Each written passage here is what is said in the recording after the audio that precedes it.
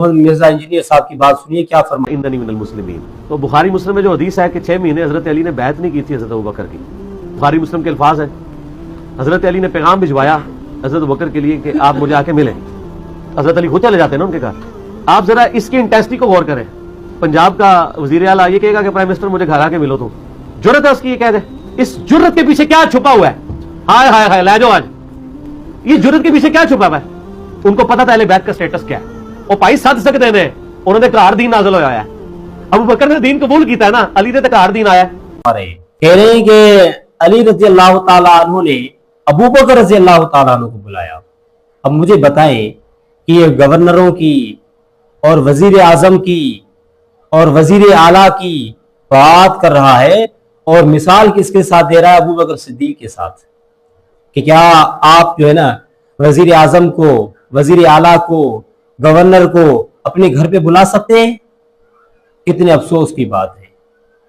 خدا کے بندے، آپ کو اللہ کا کوئی خوف نہیں ہے آپ کے دل کے اندر؟ آپ ان کی مثال ان کے ساتھ دے رہے ہیں کہ لوگوں کو پتہ چل جائے کہ ان کا مقام اور مرتبہ کیا ہے، کہ آپ لوگوں کو یہ سمجھانا چاہتے ہیں یہ جو آپ کے گورنر ہیں، جو آپ کے وزیر ہیں، یہ جو وزیر اعلیٰ ہیں آپ کے، جن کے پیچھے 10 گاڑیاں ہوتی ہیں، 50 گاڑیاں ہوتی ہیں، یہ لوگوں کے گھر میں کیسے آ سکتے؟ کیا ابو بکر رضی اللہ تعالیٰ عنہ کے پاس یہ ماحول تھا؟ جہاں حضرت ابو بکر جاتے تھے تو آپ کے پاس اتنی سیکیورٹی ہوتی تھی جو آج ان وزیر اعلیٰ اور گورنروں کے پاس ہے؟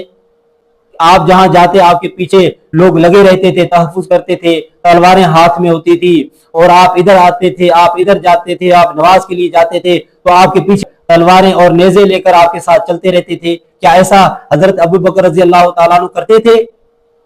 جب حضرت ابو بکر رضی اللہ تعالیٰ عنہ ایسا نہیں کرتے تھے، یعنی اپنے ساتھ سیکیورٹی لے کر نہیں گھومتے تھے، عام آدمیوں کی طرف گھومتے رہتے تھے، پتہ ہی نہیں چلتا تھا کہ یہاں سے خلیفہ گئے ہیں یا کوئی اور آدمی یہاں سے گیا ہے۔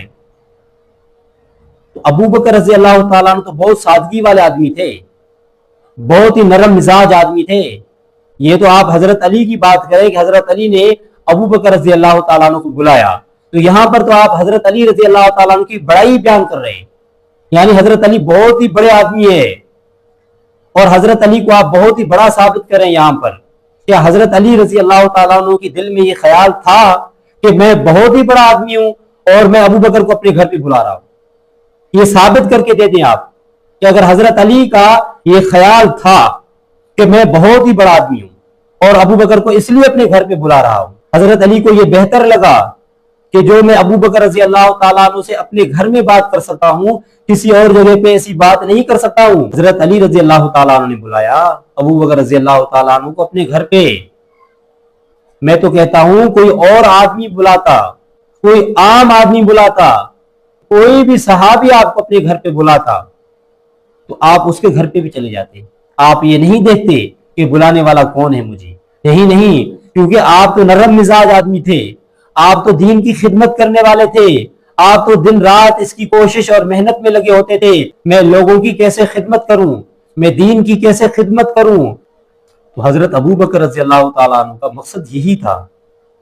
آپ اس کو جو چاہے سمجھ لیں، حضرت علی کا بھی ایسا کوئی مقصد نہیں تھا رضی اللہ تعالیٰ عنہ کا کہ میرا بہت ہی زیادہ مقام ہے، میرا بہت ہی زیادہ مرتبہ ہے اور ہم اہل بیت ہیں، میں اس لیے اس کو اپنے گھر پہ بلا رہا ہوں ابو بکر رضی اللہ تعالیٰ عنہ کو۔ نہیں، اگر ہے تو آپ ثابت کر کے دے دیں۔ یہ تو آپ نے دلیل دے دی کہ آپ وزیر اعلیٰ کو اپنے گھر پہ بلا سکتے ہیں، آپ منسٹر کو اپنے گھر پہ بلا سکتے ہیں۔ یہ تو عجیب بات ہے، یہ جو آپ جن منسٹروں کی، وزیر اعلیٰ کی بات کرتے ہیں نا، یہ لوگوں کے گھروں پہ خود جاتے ہیں، بلاتے نہیں تو پھر بھی چلے جاتے ہیں۔ کہنے کی بات ہے کہ بندہ بات کرتا ہے اصول کی، بات کرتا ہے اس کی کہ یہ بندہ، اگر حضرت ابو بکر رضی اللہ تعالیٰ عنہ نے اپنے آپ کو بادشاہوں کی طرح رکھا ہو، جب حضرت ابو بکر رضی اللہ تعالیٰ عنہ راستے میں آتے ہوں نماز کے لیے تو اس کے پاس 10 15 20 ادھر ادھر سے تلواریں لے کر، ہاتھ میں نیزے لے کر آپ کے پیچھے راستے میں آگے پیچھے آتے ہوں۔ ابو بکر رضی اللہ تعالیٰ عنہ نے ایسا ماحول نہیں رکھا تھا، وہ عام آدمیوں کی طرف گھومتے تھے، کبھی ادھر نماز کے لیے جاتے ہیں، کبھی لوگوں کی خدمت کے لیے جاتے ہیں، کبھی جو ہے نا اپنے کام کرتے رہتے ہیں۔ تو پھر ایسا آدمی اگر کسی کے پاس جاتا ہے تو اس میں کیا ہو گیا؟ اس میں تو کوئی ایسی بات ہے ہی نہیں جو آپ نکال رہے ہیں، لوگوں کو سمجھا رہے ہیں یہ رائٹ نہیں تھا کہ اس امر خلافت کے مشورے میں آپ ہمیں بھی شامل کرتے؟ مشورے میں یہ نہیں کہا کہ مجھے خلیفہ چنتے. اور یار مولا علی درویش بندہ سی، اور دوسرا مولا علی کو ضرورت نہیں تھی خلافت کی. میرے دوسرا آپ نے یہ کہا کہ حضرت علی رضی اللہ تعالیٰ عنہ نے فرمایا کہ آپ نے ہمیں مشورے میں شریک کیوں نہیں کیا. بھائی آپ نے محمد مرزا انجینئر صاحب، آپ نے ایک دفعہ اور اپنی ویڈیو میں یہ کہا کہ علی رضی اللہ تعالیٰ عنہ کو خلافت کی ضرورت ہی نہیں تھی.